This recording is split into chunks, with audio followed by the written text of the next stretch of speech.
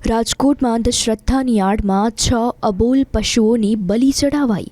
Greenland ચોક પાસે માતાજીના માંડવાનું આયોજન કરાયું હતું, જ્યાં 6 અબોલ પશુઓની બલિ ચડાવાઈ। ત્યાં તાત્કાલિક જ જાણ થતાં જીવરક્ષા ફાઉન્ડેશન ટ્રસ્ટના ટીમે દરોડા પાડ્યા હતા। સ્થળ પરથી 9 જીવતા પશુને ટીમે બચાવી લીધા હતા, જો કે 6 અબોલ પશુઓની બલિ ચડી। દરોડા પાડતા માતાજીના માંડવાના આયોજકો સ્થળ પરથી રફુચક્કર થઈ ગયા હતા। થોરાળા પોલીસની ટીમે હાલ તપાસ હાથ ધરી છે। રાજકોટમાં ગ્રીનલેન્ડ પાસે માત્ર ને માત્ર માનતાના નામે રોગ મટી જવાના માટે 6 બોકડાની બલિ ચડાવી દેવામાં આવી છે। કુલ 15 બોકડા હતા।